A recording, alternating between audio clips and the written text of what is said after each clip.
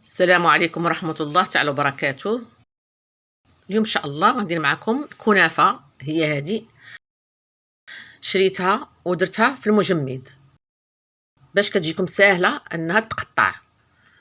هانتوما كيف كتشوفوا درتها في المجمد تقريبا شي يومين او 3 ايام. المهم خصها تبقى في المجمد تولي هكذا باش تساعدكم.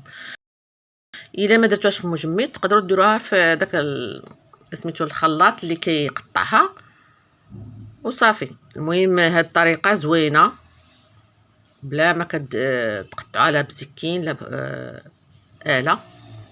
هانتوما كتشوفوها هي غتقطع كامله، ولكن ما نقطعوش بزاف. المهم هانتوما كيف تشوفوها هو بسرعه، ما كاينش ماشي صعيبه. هنا هاد القصريه عمرات غناخذ هاد الانيه وغنديرو فيها، ومن بعد غادي ناخذ الزبده. عندي هنا نصف كيلو ديال هاد الكنافه، حنا كتباع عندنا ب25 درهم. نص كيلو هو 200 هو 500 غرام. غادي ناخذ هاد 500 غرام غادي ندير ليها الزبده 250 غرام. غادي ناخذ الزبده نديرها في كاسرونه نخليها طيب، ماشي غير تذوب، نخليها طيب شويه حتى يتبدل اللون ديالها.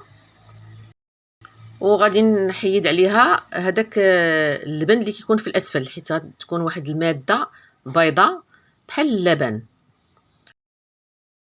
هنا اول شيء غندير السكر كلاصي، اي السكر الثقيل. تقدروا ديروا مثلا نصف كيلو، ديروا ليه 3 ملاعق كبيره ديال هاد السكر الثقيل.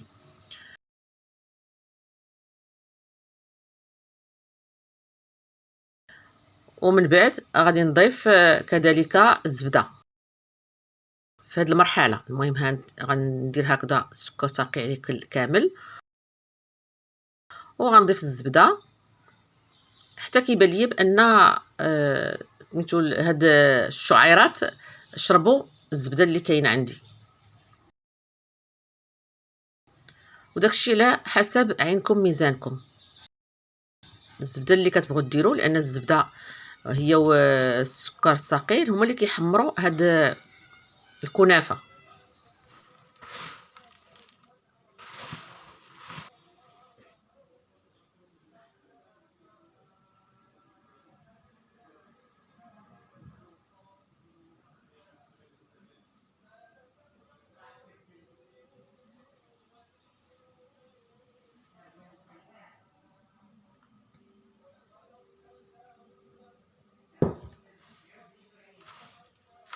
ونبقى نقلب فيه هكذا حتى كتبان ليا الكنافه تلبست بهاد الزبده.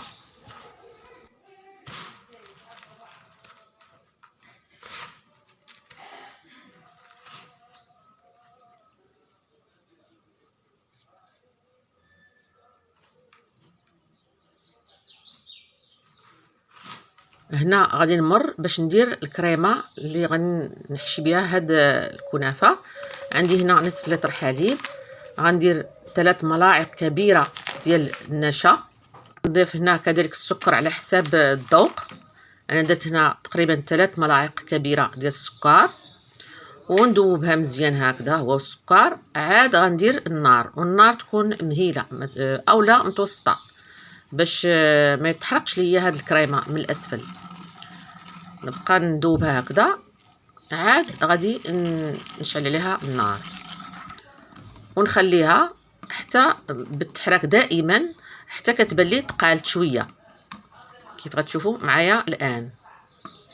هانتوما ها هو قربت، شتي الشكل ديال سميتو كيبان. وهنا نضيف واحد الياغورت طبيعي ماشي حلو، ما فيش شي نكهه. نضيفو هنا مسوس هكذا، نضيفو كامل. نتوما لا عندكم الكريم شانتيي اولا القشده الطريه تقدروا تضيفوها على هاد الكريمه. غادي نحرك مزيان هنايا، راه ما كاينش النار، حيدت النار طفيتها، وغنبقى نحرك مزيان هكذا حتى يتجانس جميع العناصر. هنا خديت مول كبير، راكم عارفين هذا ديال الفرن. درت هنا الزبده، وعاد غادي ندير هاد طبقه ديال الكنافه اللي صوت معكم سابقا. نقادها كامل على هاد المول، ونخلي واحد شويه في الجوانب باش الكريمه ما تخرجش. سرح مزيان هكذا. وغادي ناخد الاله اللي كنديروها البطاطس باش كنمعكو البطاطس، نديرها هكذا مزيان باش هاد الكنافه تقاد مزيان.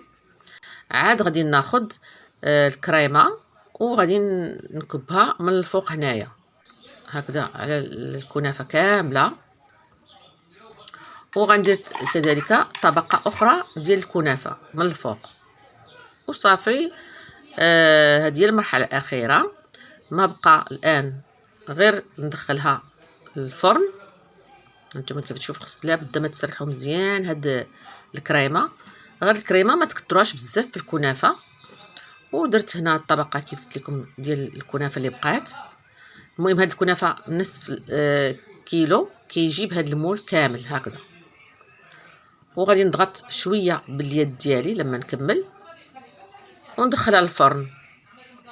المهم الفرن يكون حامي شويه، ومره مره غادي نشوف لما تبان ليا بانها تحمرت مزيان صافي هذيك الساعه راه طابت. وكل واحد كيفاش كيدير هاد الكنافه، كيديرهم في قوالب فرديه اولا كيدير لها بحال هكذا احسن. وهنا دخلتها الفرن كيف غتشوفوا. مره مره كنشعل الضوء ونشوف من خلال الزجاجه، وهي هذه هي محمره كيف كتشوفوا. قلبتها. وهنا عندي العسل ما خصوش يكون قاسح. الا كان عندكم العسل ثقيل ضيفوا ليه الماء وخلوه يغلى مزيان، واما يبرد وتكون هاد الكنافه سخونه، اولا تكون هي بارده ويكون العسل سخون. هي شربت كيف كتشوفوا. ما بقى لي الان غير نقطعها معكم وغادي تسمعوا الصوت ديالها. جات غزاله. انا ما خليتهاش بردت مزيان علاش كيبان لكم الكريمه هذه خارجه باقي ما بردتش مزيان. وهي هذه جات لذيذه بزاف. نتمنى انكم تجربوها. انتم كيف كتسمعوا بالصحه والراحه. دمتم في رعايه الله، والى ملتقى ان شاء الله في فيديو قادم. مع السلامه وشكرا للجميع ولمتتبعي الكرام.